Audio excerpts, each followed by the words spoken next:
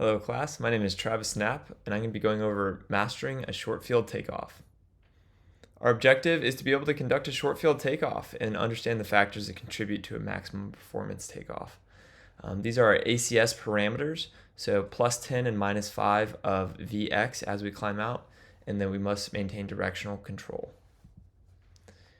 Alright, so to start this lesson off, we're going to go over a scenario where we might find ourselves in a position that we're going to have to do a short field takeoff. So the scenario I'm going to paint is we had to do a precautionary landing because our passenger wasn't feeling well. We decide to land at a strip that has plenty of length for us to land. We go land, we wait an hour, passenger feels better, we're going to take off again. We do our calculations and realize, oh shoot, it's later in the day, so it's hotter. And then also, this strip is at a higher altitude than the one we left. Therefore, we're going to need a little bit more takeoff distance than we did departing. And this strip is going to be close to our takeoff performance limitations. So we're going to try to utilize the entire strip and use a maximum performance takeoff or a short field takeoff.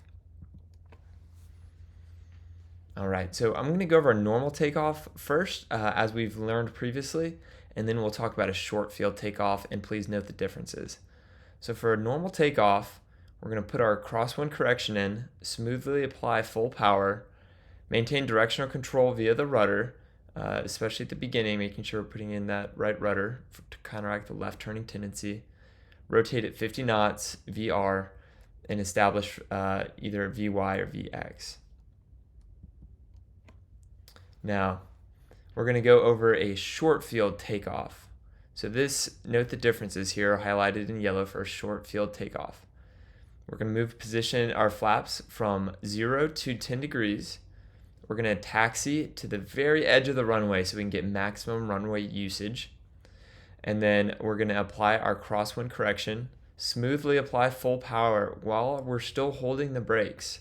Verify engine performance of both oil pressure and oil temperature. And then release the brakes and then maintain directional control using the rudder. Rotate at the same speed, VR, or if your airplane has a published VR obstacle clearance speed, rotate at that speed.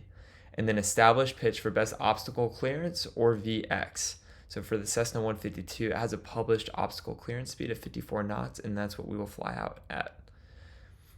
And then you will hold that until you're 50 foot above the ground or the nearest obstacle, and then you will pitch for VY and taking the flaps from 10 degrees to 0 degrees.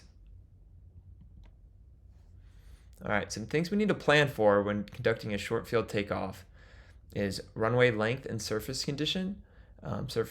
Poor surface condition will increase your takeoff distances. Density altitude will affect your takeoff distances.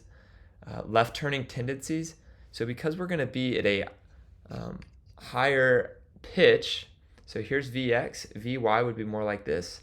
VX, that's going to create more of P factor. So we're going to have to add more right rudder due to that increased P factor. Left turning tendencies, as we just discussed. Known obstacles and takeoff paths. So, check the ODPs.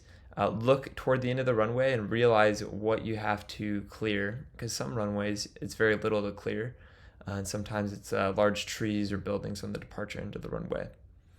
And then wind shear. So flying out at VX versus VY, you'll be closer to your stall speed.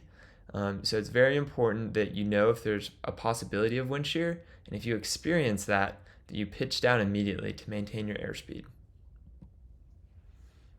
All right, and if you continue to have problems with short field takeoffs, here's some resources you can look at. So Chapter 6 in the Airplane Flying Handbook describes a short field maximum performance takeoff.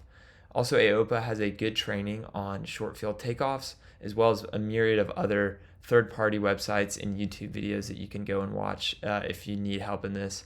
And then lastly, every aircraft's POH is going to describe the short field performance takeoff for that aircraft specifically. So it's very important to go and read what the aircraft manufacturer recommends.